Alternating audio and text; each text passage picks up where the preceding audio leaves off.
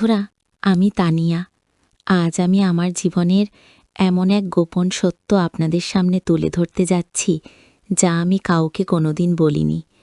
এটি এমন এক রাতের গল্প, যা আমার সাজানো সংসার আর নৈতিকতার বেড়াজাল ভেঙে আমাকে নতুন এক অভিজ্ঞতার মুখোমুখি করেছিল। গল্পটি শোনার পর হয়তো আপনারা আমাকে চরিত্রহীন ভাবতে পারেন, আবার কেউ কেউ হয়তো আমার পরিস্থিতির শিকার হওয়াটাকে উচকেন। তবে যাই হোক, এটি আমার জীবনের এক দগদগে সত্য। গল্পটি শুরু করার আগে আপনাদের কাছে ছোট্ট একটা অনুরোধ। আপনারা যারা আমাদের চ্যানেলে নতুন, তারা এক্ষুনি সাবস্ক্রাইব করে বেল আইকনটি বাজিয়ে দিন, যাতে আমার মতো আরও অনেক গোপন গল্প আপনারা সবার আগে শুনতে পান। চলুন আর দেরি না করে ফিরে যাই সেই দিনগুলোতে। আমার নাম তানিয়া, বয়স 28। দেখতে শুনতে আমি বেশ ভালোই, অন্তত আমার স্বামী এবং আশেপাশের মানুষেরা তাই বলে। গায়ের রং ফর্সা আর শরীরের গড়ন একটু ভারী, যাকে বলে ভরা যৌবন। আমার স্বামী রাশেদ, পেশায় একজন ইঞ্জিনিয়ার। কাজের সূত্রে তাকে প্রায়ই ঢাকার বাইরে সাইড ভিজিটে থাকতে হয়। আমাদের বিয়ে হয়েছে 5 বছর হলো, কিন্তু আমাদের কোনো সন্তান নেই। রাশেদ মানুষ হিসেবে খুব ভালো, কিন্তু কাজের চাপে সে আমাকে সময় দিতে পারে না বললেই চলে। তার এই ব্যস্ততা আমাকে মানসিকভাবে খুব ব্যথা করে দিয়েছিল। আমাদের সংসারের এই একঘেয়েমি জীবনে হঠাৎ করেই এক নতুন অতিথির আগমন ঘটে। আমার ননদ, অর্থাৎ রাশেদের ছোট বোন মিতুর বিয়ে হয় মাস 6 আগে। মিতুর স্বামী নাম সাগর, ব্যবসার কাজে ঢাকায় আসে এবং আমাদের বাসাতে কিছুদিন থাকার সিদ্ধান্ত নেয়। সাগর বয়সে আমার থেকে বছর 2 ছোট হবে। লম্বা সুঠাম দেহ আর চোখে মুখে একটা দুষ্টু মিষ্টি হাসি সবসময় লেগে থাকে। মিতু গ্রামের বাড়িতে ছিল, তাই সাগর একাই আমাদের গেস্ট রুমে উঠল। প্রথম কয়েকদিন সব কিছু স্বাভাবিকই ছিল। সাগর আমাকে ভাবি বলে ডাকত, কিন্তু তার ডাকার ভঙ্গিটা ছিল একটু অন্যরকম। সে যখনই আমার সামনে আসতো, তার চোখের দৃষ্টি আমি বুঝতে পারতাম। সে আমার দিকে এমনভাবে তাকাতো যেন আমার কাপড়ের ভেতর দিয়ে সে আমাকে দেখছে। আমি প্রথমে বিষয়টাকে পাত্তা দিতাম না, ভাবতাম হয়তো আমার মনের ভুল। কিন্তু দিন যত যেতে লাগলো, সাগরের আচরণে পরিবর্তন আসতে শুরু করলো। রাশেদ তখন 1 সপ্তাহের জন্য চট্টগ্রামে গিয়েছিল। বাড়িতে আমি আর সাগর সম্পূর্ণ একা। কাজের মেয়ে সকালে এসে কাজ করে, দুপুরের পর চলে যায়। বিকেলের পর থেকে পুরো ফ্ল্যাটটা যেন নিস্তব্ধ হয়ে থাকে। সেদিন ছিল শ্রাবণ মাসের এক সন্ধ্যা। বাইরে অঝোরে বৃষ্টি হচ্ছিল। আমি ড্রয়িং রুমে বসে টিভি দেখছিলাম। সাবু তার রুম থেকে বেরিয়ে এসে সোফায় আমার পাশে বসল। আমি একটু নড়ে চড়ে বসলাম। সাগর হঠাৎ বলল, ভাবি, ভাইয়া তো তোমাকে একদমই সময় দেয় না, তাই না? তোমার কি একা লাগে না? ওর প্রশ্নটা শুনে আমি একটু চমকে উঠলাম। বললাম, একা লাগবে কেন?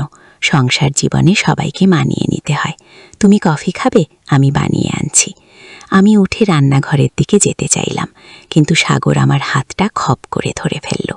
ওর হাতের স্পর্শে আমার শরীরের ভেতর দিয়ে যেন বিদ্যুতের মতো একটা স্রোত বয়ে গেল। আমি ভেবাচাকা খেয়ে ওর দিকে তাকালাম।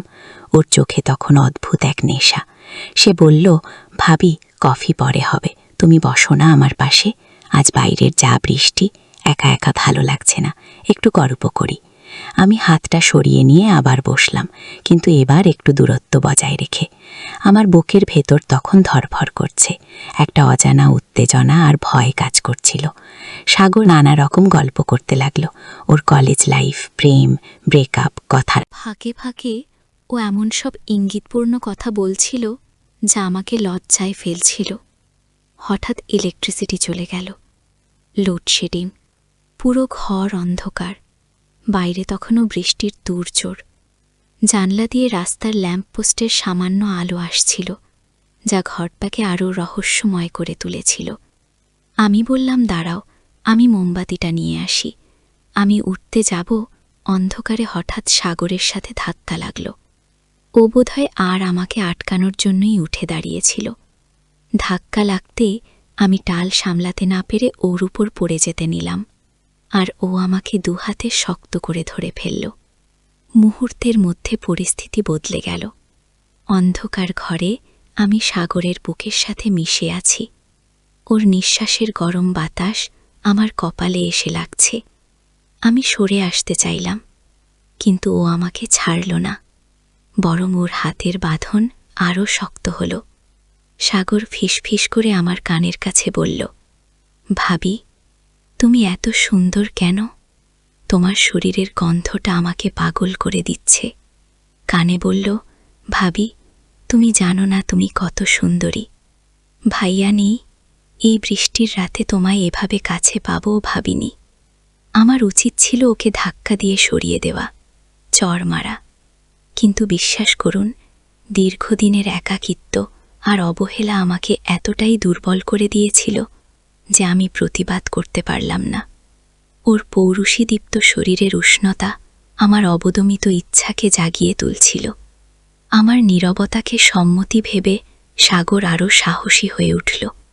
ওর একটা হাত আমার পিঠ পেয়ে নিচে নামতে লাগল, আর অন্য হাত দিয়ে ও আমার মুখটা তুলে ধরল। অন্ধকারের মধ্যেও আমি ওর চোখের তৃষ্ণা দেখতে পাচ্ছিলাম। সে বলল, ভাবি, প্লিজ আমাকে না করো না। আমি জানি তুমিও চাও। ভাইয়া যা আদর তোমাকে দিতে পারে না, আমি তোমাকে তার চেয়েও বেশি দেব। এই বলে ও আমার ঠোঁটে ঠোঁট রাখল। প্রথমে আমি শক্ত হয়ে থাকলাম, কিন্তু ওর অভিজ্ঞ ঠোঁটার ছোঁয়ায় আমার শরীর এলিয়ে পড়ল। আমি নিজেকে আর সামলাতে পারলাম না। আমরা তখন আর কোনো সম্পর্ক, কোনো সমাজ, কোনো মিতু বা রাশেদ ছিল না। ছিল শুধু দুটো তৃষ্ণার্ত শরীর। বাইরে তখনও মুষলধারে বৃষ্টি, আর ঘরের ভেতর আমাদের দুজনের নিঃশ্বাসের শব্দ।